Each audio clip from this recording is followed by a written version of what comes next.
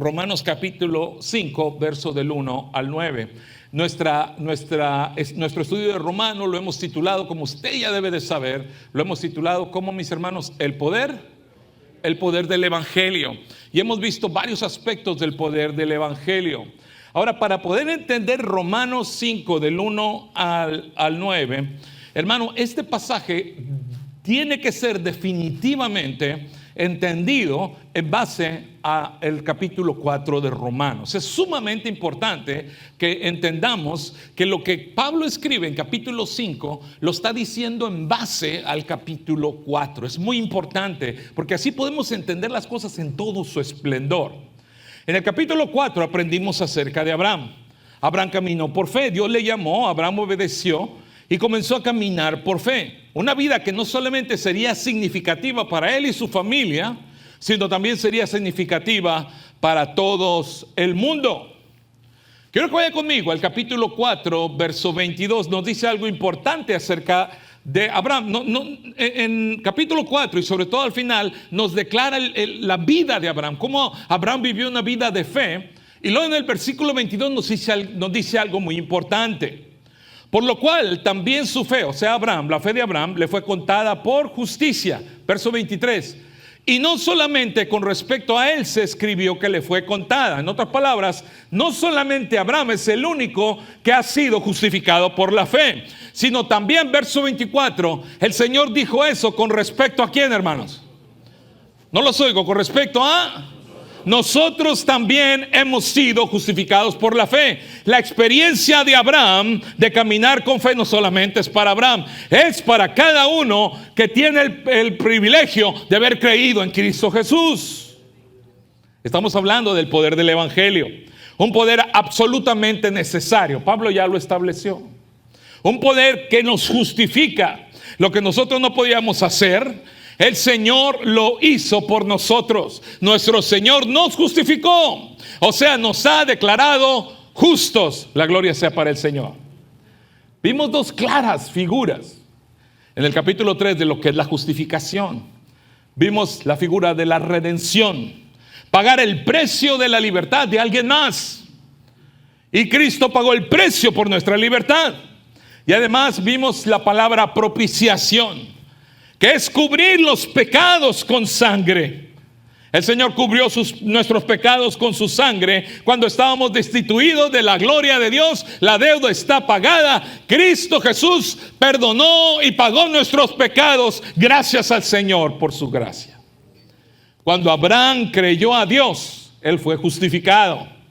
Abraham recibió la bendición de tener a Dios de su lado, hermano. La relación con Dios, la relación de Abraham con Dios vino a ser una relación viva, donde Dios se comprometió a cumplir todas las promesas que había hecho a Abraham. Cuando él creyó en Dios, empezó a caminar con Dios. Pero no solamente, hermano, empezó a caminar con Dios, sino empezó a caminar para Dios. Empezó a caminar por Dios y hacia Dios. ¿A qué me refiero? Que no solamente Abraham caminaba ahora con Dios de su lado, sino cada paso que daba, Abraham estaba cumpliendo el propósito de Dios. Ahora estaba caminando para Dios. Con cada paso que daba, él sentía que Dios fortalecía su vida. Estaba caminando por Dios, porque Dios le fortalecía. Y Abraham ahora estaba caminando hacia Dios. Cada paso que él daba en su vida le mostraba, le hacía ver más de Dios. Aprendía más de quién era él, de su voluntad para su vida. Y así es con nosotros también. Cuando tú eres justificado, empiezas a caminar con Dios. Pero Dios tiene un propósito para tu vida, así que empiezas a caminar para Dios. ¿Te das cuenta de eso? Y también cada paso, ¿quién es el que te fortalece? Es el Señor, amén. Así que seguimos caminando por Dios. Y caminamos hacia Él para conocerle más. Pero la seguridad de la relación de Abraham, hermano, no descansaba en las promesas que Abraham le hizo a Dios, sino todo lo contrario. Él descansa en la promesa que Dios hace a Abraham. La garantía es la palabra de Dios. Permíteme preguntarte algo. ¿Qué tan importante es la palabra de una persona? Que una persona podamos confiar en su palabra. ¿Qué tan importante es para ti ser conocido, ser conocida como una persona de palabra? Qué triste cuando una persona es conocida como una persona mentirosa, una persona que no se puede confiar su palabra. ¿Verdad que eso es difícil? Eso es triste. Pero es importante y es una persona de mucho valor, o valoramos mucho una persona en la cual podemos confiar en lo que dice. ¿Está de acuerdo conmigo? Ahora imagínate a Dios. ¿Te imaginas que Dios nos mintiera? ¿Te imaginas que Dios faltara a su palabra? ¿Qué clase de Dios sería Él? ¿Te imaginas? ¿Recuerdas cuál fue la primera trampa de Satanás para el ser humano? Allá en el huerto del Edén, capítulo 3. ¿Cuál fue la primera trampa, hermano? Que Dios había mentido. Que Dios le había mentido al hombre. Eso fue lo que Satanás susurró en el oído de Eva. Porque, hermano, es la tragedia más grande si hubiera un Dios que nos mintiera.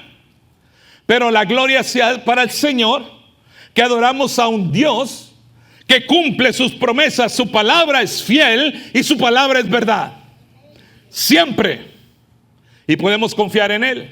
Así que Abraham estaba seguro, porque su seguridad, él había sido justificado por fe, y su seguridad estaba en la palabra del Señor. Y no solamente él, sino cada uno de los hijos y las hijas de Dios han sido justificados por fe. Hemos sido declarados justos. Y ahora la pregunta es obligada: ¿y ahora qué? Y ahora que hemos sido declarados justos, cuando tú creíste en Cristo, eres declarado justo. ¿Ahora qué? ¿Qué has ganado? ¿Qué has obtenido? Bueno, Pablo no nos deja con la duda.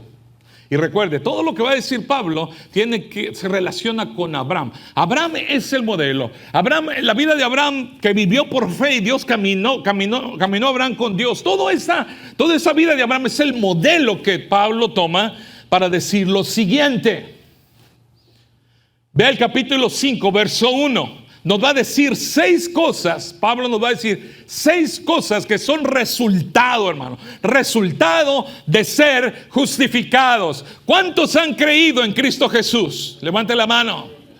Tú eres justificado. ¿Cuántos saben que han sido justificados? Tú has sido declarado justo delante de Dios. No porque seas inocente, sino porque el precio de tu pecado fue pagado en la cruz del Calvario.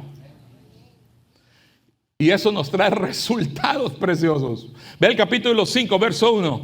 Léalo conmigo en voz alta, merece ser leído todos juntos. Dice: justificados pues por la fe, tenemos paz para con Dios por medio de nuestro Señor Jesucristo. Qué hermosa es la palabra de Dios. El primer resultado que Pablo nos dice, la primera consecuencia de ser justificado, es que ahora tenemos paz con Dios. Justificado, hermano, es un hecho que ya sucedió. Acabamos de decirlo. Cuando tú viniste a Cristo, inmediatamente fuiste justificado. No hay por qué dudarlo, no hay por qué cuestionarlo. Y lo primero que sucede, dice Pablo, sucedió una reconciliación. Ahora tú y yo tenemos, ¿qué, hermano? ¿Cuál es la palabra? Tenemos paz con Dios. Nuestra relación con Dios había sido rota. En el huerto del Edén se rompió nuestra relación con Dios. Y bendito sea el Señor. Todo lo que nos separaba de Dios, el Señor lo destruyó en la cruz del Calvario. Ahora ya no estamos bajo la ira de Dios, hermano. Ahora tenemos paz con Dios. Hemos recibido su misericordia. Esa es la misma experiencia que tuvo Abraham. Abraham estaba alejado de Dios, pero cuando Dios le llamó y él creyó, entonces Abraham empezó a caminar por fe. Y Santiago capítulo 2 nos dice lo siguiente: y Abraham, cuando creyó, fue llamado amigo de Dios.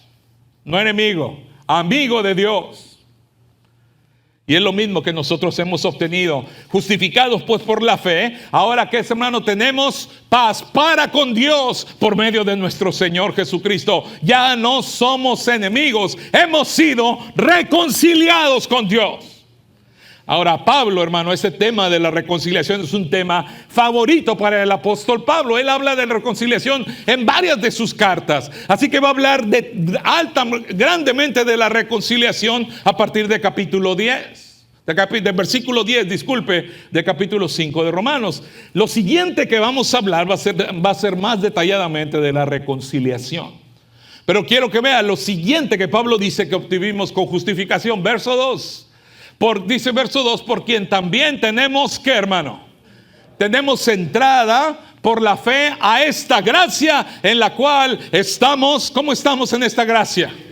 Estamos firmes.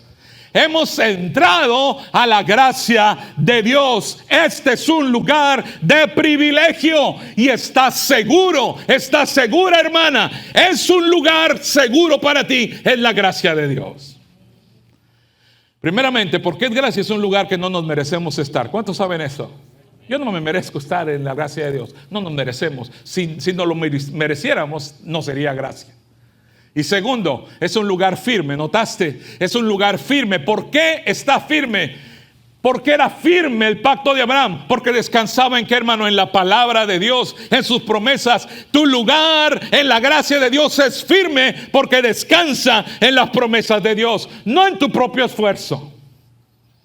Si nuestra posición delante de Dios descansara en nuestros propios esfuerzos, entonces no sería gracia, sería salario. ¿No dijo eso la Escritura? Si tu salvación descansara en tus propios esfuerzos, entonces no sería gracia, sería algo que tú te merecieras. Y si nuestra posición en Cristo dependiera de nosotros y no de Dios, no sería segura, hermano. ¿O no? ¿Por qué razón? Porque nosotros no somos perfectos en ninguna manera. A veces dudamos, a veces nos desanimamos, a veces nos dejamos llevar por nuestras emociones, a veces las tribulaciones nos ahogan. Pero bendito sea el Señor, que es por gracia y es por el Señor. Somos salvos y nuestra salvación depende no de nuestra promesa que le hacemos a Dios, sino las promesas que el Señor ha hecho a nosotros. ¿Cuánto le dan gloria a Dios por eso? Estamos firmes en un lugar que se llama, ¿cómo se llama en este lugar? Hemos entrado a este lugar precioso que se llama la gracia de Dios, donde recibes bendiciones no merecidas, pero estás ahí seguro. ¿Qué tan seguro estamos en ese lugar? El Señor, en su misericordia, nos da un lugar seguro porque nos ama. Permíteme preguntarte algo. ¿Cuántos de aquí aman a sus hijos? Solamente el hermano, oí nomás al hermano Paz. A ver, les voy a dar otra oportunidad. ¿Cuántos de ustedes aman a sus hijos? Levante la mano si usted ama a sus hijos. ¿Y cómo es la historia de amor? A ver, yo sé que cada uno de ustedes, porque la relación de nosotros con nuestros hijos es la historia de amor más hermosa que podemos contar. ¿Cuántos dicen amén? ¿Y cómo fue esa historia? Nació aquel bebé, dijiste, a ver muchachito, a ver cómo te portas y a ver si te voy a querer. Así es como es la historia. ¿O qué dijiste? A ver, nació esa muchachita y dijiste, bueno, si dice papá por primera vez, entonces sí la quiero. Si su primera palabra es papá, la voy a querer. Pero si dice mamá, entonces está en problemas la niña. ¿Así fue tu historia? Te aseguro que tu historia fue más o menos así. Antes de que naciera ese bebé ya lo querías. Todavía no lo conocías. Cuando estaba en el vientre de mamá. Y ya lo amabas. Y la primera vez que lo viste o la viste, no sabías que eras capaz de amar a una persona en un instante. ¿Qué hizo tu hijo y tu hija para que tú lo ames? Para que tú la ames. ¿Qué hizo? ¿Cómo se ganó tu amor? La viste y dije, no, si tiene los ojos como yo, lo amo. ¿Cómo fue eso? ¿Cómo fue ese momento? ¿Le pusiste alguna condición?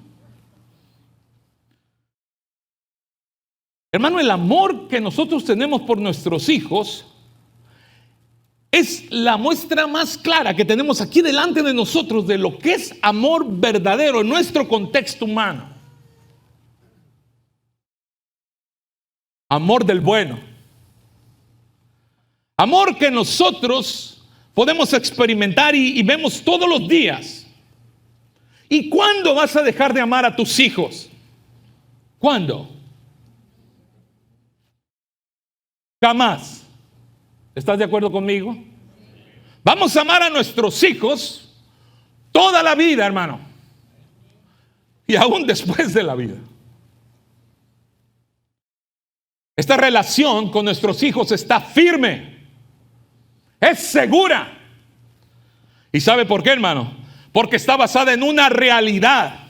Y es esta realidad. Estos son mis hijos.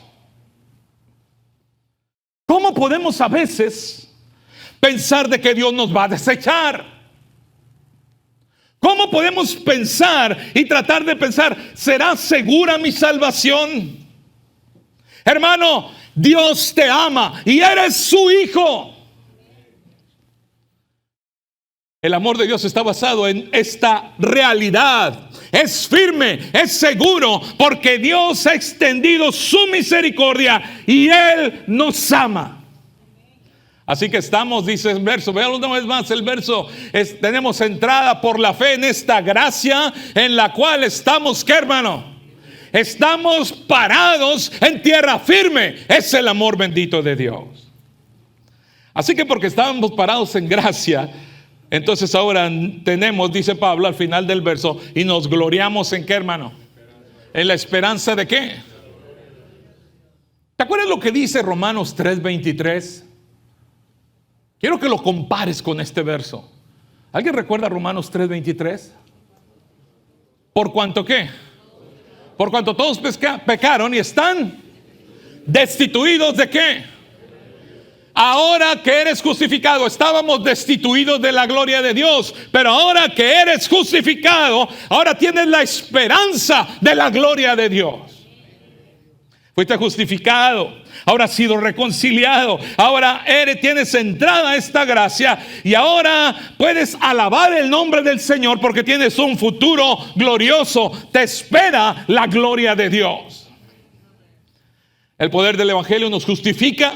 El poder del Evangelio va a estar con nosotros toda nuestra vida santificándonos y un día nos va a glorificar. Vamos a estar en la gloria de Dios por gracia.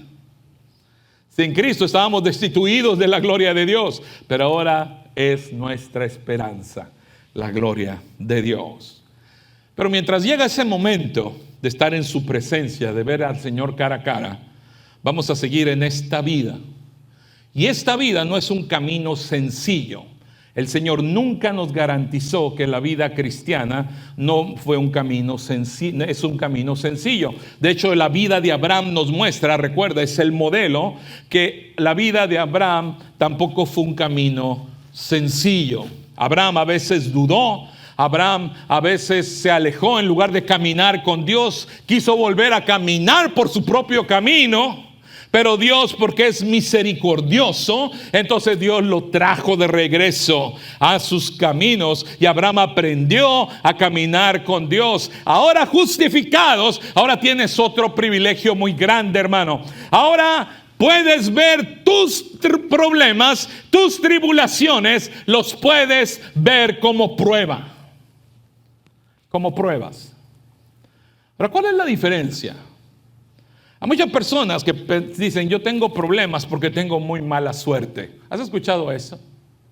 Hay gente inclusive que va a lugares a quitarse la mala suerte. Porque dicen, tengo muy mala suerte. Hay gente que dice, necesito una limpia.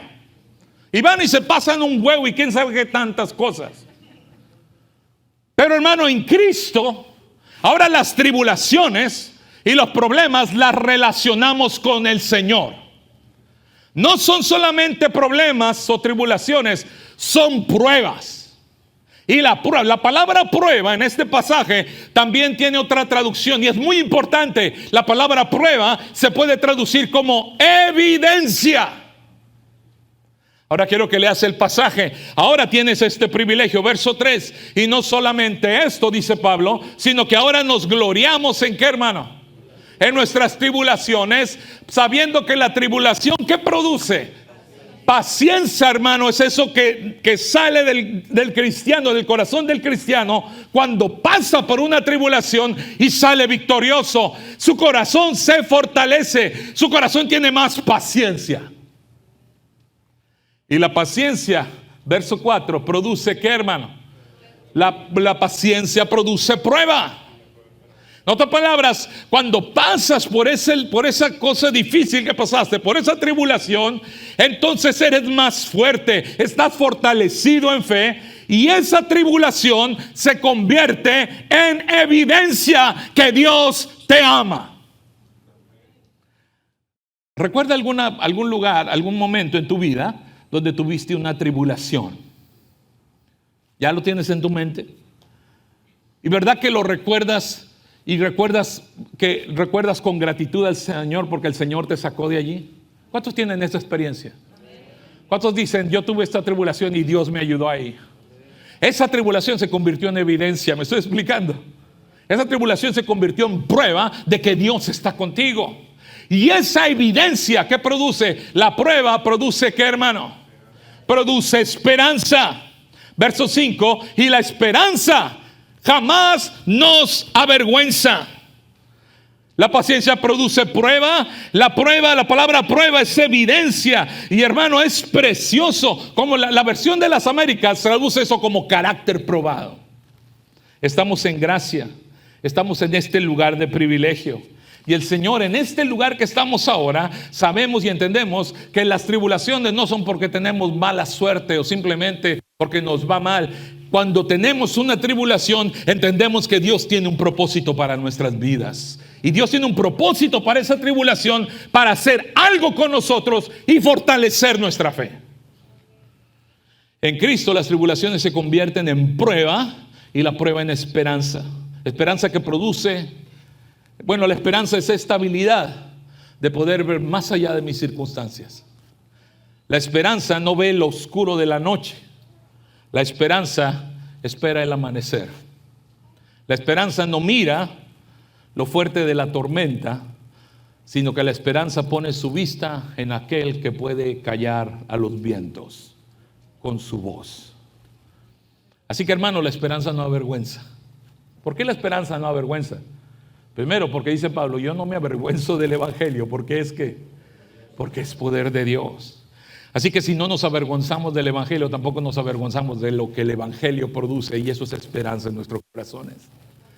Y esta esperanza no es una esperanza que nosotros tenemos simplemente por idea nuestra. Es una esperanza basada en una prueba que tenemos todo el tiempo de que el Señor en todo lugar, en todo momento nos ha sostenido y nos ha sacado adelante. Porque hemos sido justificados, tenemos paz con Dios, tenemos entrada por la fe a esta gracia en la cual estamos firmes y ahora tenemos la esperanza de un día estar en la gloria de Dios, y nuestros problemas se convierten en evidencia de que Dios cumple sus promesas. Una cosa más, ahora que estás en la gracia de Dios, ahora que estás justificado, ahora tienes algo hermoso, ahora entiendes verdaderamente, antes no lo entendías, pero ahora entiendes verdaderamente la grandeza del amor de Dios. Mira lo que dice el verso 5, ve conmigo, verso 5 dice, la esperanza no avergüenza, porque el amor de Dios ha sido derramado. Me encanta la palabra derramado, porque es algo que el Señor da en abundancia. Ha sido derramado ¿en dónde? En nuestros corazones por el Espíritu Santo que nos fue dado. ¿Y cómo sabemos que Dios nos ama? Ve el verso 6. Porque Cristo, cuando éramos débiles, dice, a su tiempo murió por los pecadores, por los impíos. Ve el verso 7, dice Pablo, ciertamente alguna persona, dice, alguno moriría por una persona justa. Con todo, es más, tal vez alguien pudiera morir por alguno que es una persona buena. Eso lo pudiera hacer tal vez alguna persona y sería algo loable, pero la grandeza del amor de Dios es todavía más grande. Léalo conmigo, verso 8. Mas Dios muestra su amor para con nosotros en que siendo aún pecadores, Cristo murió por nosotros. Dele la gloria a Él. El Señor murió por nosotros. Dele la gloria a Él. Los que son justificados, hermano, tienen el honor de poder entender el amor de Dios. Dios nos ama. La prueba es la cruz. Dios nos ama. No lo dudes. Él te ama tanto que estuvo dispuesto a pagar el precio por tu justificación. Así que Dios nos muestra lo que es el amor verdadero.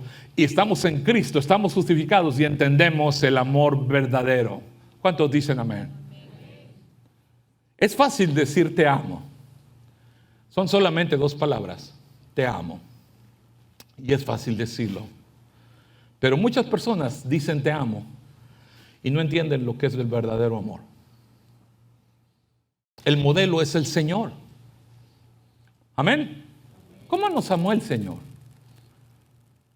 El verdadero amor, hermano. El verdadero amor no se prueba con lo que la gente hace por mí. El amor no se trata de nosotros. El verdadero amor nosotros lo mostramos por lo que nosotros hacemos por los demás. El verdadero amor, así como Dios lo hizo, está dispuesto a sacrificar. Está dispuesto a dar lo más precioso que nosotros tengamos por la persona a la cual le decimos te amo. Porque eso es lo que hizo el Señor. Amén. El verdadero amor es imposible, y ya lo vimos en la Escritura, sin misericordia. Nadie puede decir tengo verdadero amor si no tiene misericordia. No existe verdadero amor sin perdón. El verdadero amor de Dios se manifestó ¿en qué, hermano? En misericordia y perdón. El Señor perdonó nuestros pecados. Así que el verdadero amor es sumamente necesario. Y no existe verdadero amor, hermano, sin gracia. Si no estás dispuesto a tratar a las personas que amas con gracia, entonces no has conocido el verdadero amor o no sabes lo que es amor. Muchas personas piensan que amar a alguien es darle lo que la persona se merece. Pero no es eso. El verdadero amor, y Dios es nuestro ejemplo, está dispuesto a dar lo que la persona no se merece, ¿verdad? ¿Qué si nosotros viviéramos el verdadero amor de Dios? Porque el Señor ha puesto su verdadero amor en nuestros corazones para que nosotros lo expresemos a los demás. Porque de esta manera nos amó el Señor. Así que en Cristo, justificados, tenemos entrada, tenemos paz con Dios, tenemos entrada a la gracia de Dios. Ahora tenemos la esperanza de la gloria de Dios en lugar de estar destituidos de la gloria de Dios. Y ahora tenemos este privilegio tan grande de poder ver nuestras tribulaciones como evidencia del amor de Dios. No solamente eso, sino que hemos entendido la grandeza del amor de Dios. Y Pablo nos dice una cosa más, verso 9, vayan conmigo a verso 9. Pues mucho más, estando ya justificados en su sangre, por él seremos, ¿qué, hermano? Capítulo 1, verso 18. La ira de Dios se manifiesta contra toda injusticia y toda impiedad. Que todos aquellos que no son justos, que somos todos, estamos bajo la ira de Dios. Pero cuando eres justificado, ahora esto pasa. Ya no estás en condenación. Ahora dice Pablo, ahora eres ¿qué? Salvo de la ira. ¿Cuánto le dan gloria a Dios? Ya tu destino no es la ira de Dios. Tu destino es la gloria de Dios. Así que hermano, hermana, con esto termino. ¿Qué te hace falta para vivir el gozo de tu salvación? No.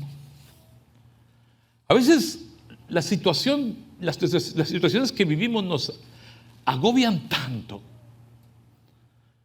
A veces no sentimos este gozo de ser justificados.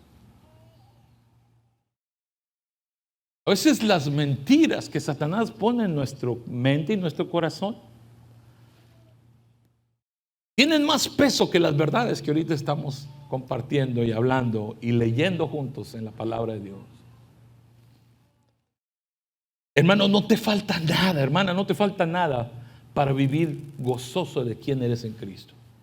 No te falta nada. Tienes todo lo que necesitas. Todas las evidencias del amor de Dios. El amor de Dios es eterno para ti. Y te lo ha mostrado. No estás bajo ira. Eres objeto de su amor. Y somos imperfectos. Vamos a dudar. Vamos a desanimarnos. Van a pasar muchas cosas en nuestra vida. Vamos a ser creyentes y aún tal vez en algún momento vamos a querer volver atrás. Y vamos a decir, no, se me hace que sí traigo mala suerte. Vas a tener la tentación de volver a aventar sal y yo que sé que tantas cosas. Pero no se trata de eso, hermano. Se trata de que tienes todo. Aquí la Biblia te lo dice, la palabra de Dios te lo ha dicho, justificado, tienes todo lo que necesitas, estás seguro en el Señor, entraste a la gracia en lo cual estás firme. Y jamás dejes que Satanás haga lo que hizo con Eva, de susurrar a tu oído y decir que Dios te ha mentido. Porque Dios no miente. Estás firme. Estás firme, estás seguro en la gracia de Dios. Tienes al Señor de tu lado. Ahora que estás justificado, justificada, ahora caminas con Dios, caminas para Dios, caminas por Dios y caminas hacia Dios. Inclina tu rostro, vamos a orar.